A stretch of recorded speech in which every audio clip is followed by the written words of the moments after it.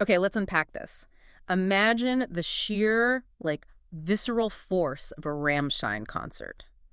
You know, the thunder, the fire, that whole meticulously crafted chaos. It engulfs every sense. Exactly. Now, take that essence, that uncompromising vision, and somehow distill it into something you can hold in a glass. Something refined, nuanced even. It sounds like quite a leap, doesn't it? It does. You might be thinking, that's an unlikely jump. But that's precisely what we're exploring today. Right. This really fascinating and, frankly, pretty unexpected intersection of iconic German rock and the rich, complex world of rum. Mm-hmm. We're diving deep into Rammstein Rum today. And it seems like it's far more than just a novelty item. Oh, definitely. It's a compelling example, really, of how different art forms can merge in, well, surprisingly delicious ways. Delicious ways. I like that. And our mission for this deep dive is basically to give you a shortcut to understanding all the little details of this unique venture. We've gathered insights from 2 detailed sources over at Whisky.dk. There's a product overview, pretty comprehensive, and also an in-depth blog post. Good stuff. Yeah, they give us a fantastic foundation to really get how Rammstein, a band famous globally for their theatrics, their precision, how they've navigated and maybe even influenced this world of fine spirits. So influenced is an interesting word there. We're going to pull out the key bits about how it started, the different types, the craftsmanship behind it all. So you come away really informed, with some surprising facts in the context you need. Absolutely. So for anyone listening who maybe isn't super familiar with their sound, Rammstein isn't just any rock band. They're, a phenomenon. Cool. Founded in East Berlin back in 1994, they just exploded globally. Millions of albums sold, selling out huge arenas all over the world consistently. Mm-hmm. But it's the live shows. That's where their artistry really hits you. We're talking iconic, spectacular experiences. It's way beyond a typical concert. Definitely not your average gig. No way. Often huge fire displays, incredible pyrotechnics, really theatrical elements. It all comes together to create what lots of people call a dark rock opera. That's a good description. Dark rock opera. It is, right. It's immersive, intense, every single element choreographed perfectly. And apparently it was their 25-year anniversary that was the spark, the catalyst for channeling that same creative energy into spirits. Indeed. That anniversary wasn't just, a party. It kicked off a really significant creative collaboration. Ah, okay. They partnered up with a Danish spirit firm, 1423.dk, well-respected name. Right. And what's really striking, and the sources make a point of this, is that these aren't just like fan products with a logo slapped on. Not just merch. Exactly. They're designed to be serious spirit experiences. That partnership really shows a deep commitment to quality, making sure the rum is crafted with the same uncompromising, meticulous approach Rammstein uses for their music, their shows. It really speaks volumes about their intention to create something substantial, something that's respected in the spirits world, just like their music is respected. That's a powerful statement, isn't it? It makes you almost picture, Till Lindemann tasting samples in the distillery. Maybe. Demanding it meets the Rammstein standard. Maybe setting off a small pyrotechnic display for the perfect blend. Who knows? Well, that level of intention does bring us neatly to the foundation of their line, the core Rammstein blended rum. Okay, the starting point. Yeah, the 40% ABV one. Very approachable. And like you said, it's not a simple single origin thing. It's a complex blend. Right. A carefully chosen mix of rums from 3 distinct, pretty legendary origins, Trinidad, Jamaica, and Guyana. The big 3, some might say. Pretty much. And you can immediately start thinking about the unique character each of those places brings, can't you? It's like a global chorus of flavor. Totally. So how does that blend actually work? What does each one bring? Well, the intentionality there is what's fascinating. You get that bold, assertive character, those vibrant, sometimes pungent, spicy notes. That mainly comes from the pot still rums. Pot still? From Jamaica and Guyana. Just quickly, for anyone unfamiliar, pot stills are, the traditional copper stills. They distill in batches. Right, more old school. Kind of. And they generally yield heavier, more aromatic rums. Some people call them funkier, lots of character. Often these things called esters. Esters. Yeah, they're compounds that give you those fruity, intense aromas. Yeah. So you have that power from Jamaica and Guyana. Okay, got it. Intense. But then, to balance that intensity, they bring in column still rum from Trinidad. Different type of still. Exactly. Column stills allow for continuous distillation. They typically produce a lighter, maybe more elegant, refined style of rum. Well, it smooths things out a bit. Precisely. It complements the punchy pot still stuff beautifully, rather than fighting it. Then this blend goes through its aging, or lagering, in used bourbon barrels. Ah, the bourbon cask influence. Always important. Crucial step. It contributes to what's described as a balanced rum. You get those spicy notes we mentioned, but also soft fruit notes. Nice contrast. And the bourbon cask adds that subtle, slight hint of smoke. Plus, it gives the rum that beautiful, warm, dark color. So this first release really connects to the band's identity, Powerful, but also balanced, with depth and maybe a touch of drama. That balance is key, yeah. But knowing Rammstein, they wouldn't just stop there, would they? They're always evolving their sounds, their shows. Exactly right. Just like they add layers to their music, maybe surprising you with an unexpected shift, they've done the same with the rum line. They've really elevated the craft, pushing flavor boundaries with a series of limited edition cask finishes. Okay, now we're getting into the special stuff. And it's interesting, for these special editions, they consistently bump the alcohol content up to 46% ABV. Oh, noticeable jump. Yeah, it suggests they really want to amplify that flavor experience for people who are, really into their spirits. Makes sense. Yeah. So tell us about these finishes. Right. This commitment to elevating the craft is where you really see the nuances. Each limited edition is like a mini masterpiece, showcasing a specific aging process and unique flavor profile. Okay, first one. Let's start with the Rammstein Rum Sauternes cask finish. It's flagged as an exclusive limited edition.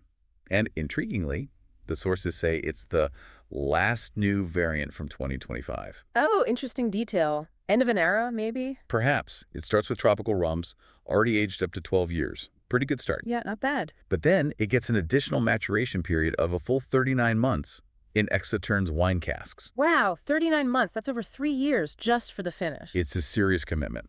And Sauternes, for those who don't know, is that famous sweet white wine from Bordeaux, made with grapes affected by noble rot. Right, gives it that honeyed complexity. Exactly. So aging the rum in those casks lets it soak up those unique, rare, and refined, sweet, fruity notes.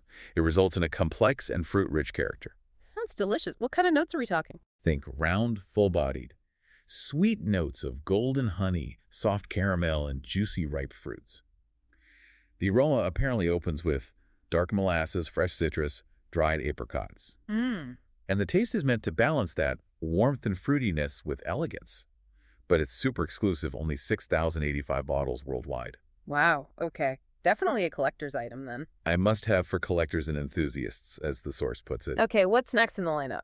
Next, we have the Rammstein Rum Limited Edition Limoux Cask Finish. This one features a unique double aging process. Double aging. Yeah, it starts with carefully selected Caribbean rum distillates. Right. Then it gets an extra finish in Limoux wine casks from southern France. Limoux.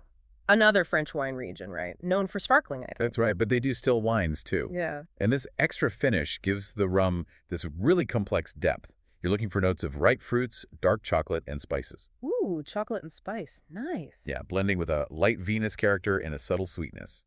On the palate, expect caramel, toasted oak, and dried fruit. Sounds quite rich. It does. And the finish lingers with vanilla, tobacco, and a hint of dark berries. Also very limited, 6,100 bottles. Another one to hunt down, and the last finish. The final one we have details on is the Rammstein Rum Cognac Cask Finish.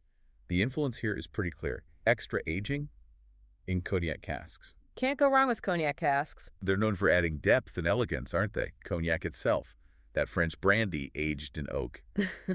Those casks really impart character. So what's the profile like?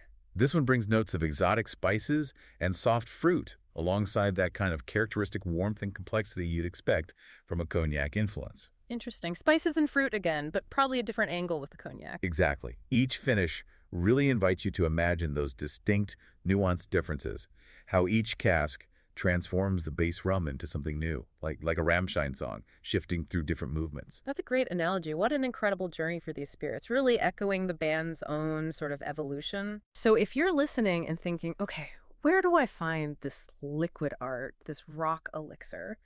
Well, that brings us to Whisky.dk. Right, the main retailer. Yeah, they seem to be the key place. And they're not small players either. We're talking Denmark's largest online and physical whiskey store. Quite a title. It is. And despite the name, it's not just whiskey. They have a huge selection. Rum, gin, cognac, tequila, Lots of fine spirits. And their background really adds credibility to the whole Rammstein collaboration, too. How so? Well, the company started pretty small, an online thing back in 2012, founded by Ulrich Bertelsen and Henrik Olsen.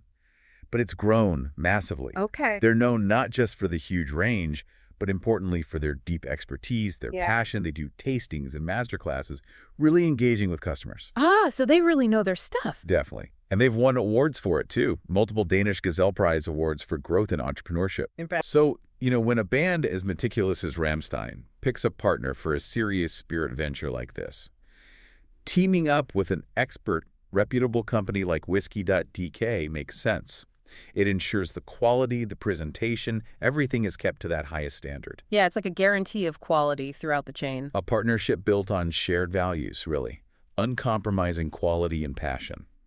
So, after going through all this, why does this matter to you, the listener? What's the big takeaway here? Good question. I mean, it really underlines that this Rammstein Rum is, like the sources say, not just a fan article. Right. It's genuinely a spirit series with serious quality and character.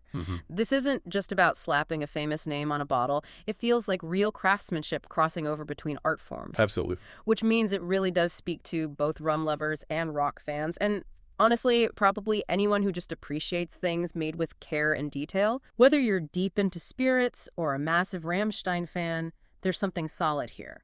The aha moment for me is seeing how a brand known for one really expressive art form, that dark, theatrical rock, can translate its core essence, its attention to detail, its intensity, into something totally different, like rum, and create something exceptional.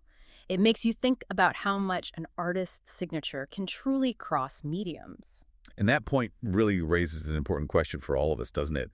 About the deep intention behind these kinds of ambitious cross-industry collaborations. Right. Go beyond the surface level. Exactly. It encourages us to look past the initial branding, the hype maybe, and see how these ventures can genuinely lift the perception and appreciation of both the band and the spirit itself. Yeah, mutual benefit. It highlights the value in exploring spirits that really push boundaries, not just a blend, but also through innovative aging, unique cask finishes. Yeah. It makes you think hard about what real quality is and how it can pop up in unexpected places regardless of the origin. So they're not just rums. They're like liquid interpretations of an artistic philosophy. Nicely put. Absolutely. So what does this all mean for us then? Well, It means Rammstein Rum is clearly much more than just a drink. It's this exciting intersection of art, detailed craftsmanship, and that uncompromising artistic vision we talked about. Yeah.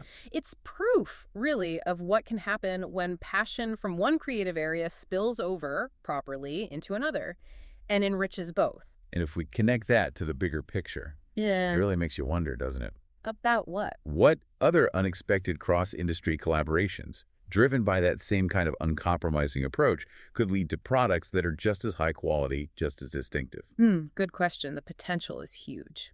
Think about the unique insights you could get when different creative worlds collide, and maybe, more personally, how could we apply that idea, that uncompromising approach from one part of our lives or interests, how could we apply it to another? To transform what we do. Yeah, to create something truly exceptional, something that really has our own unique signature on it.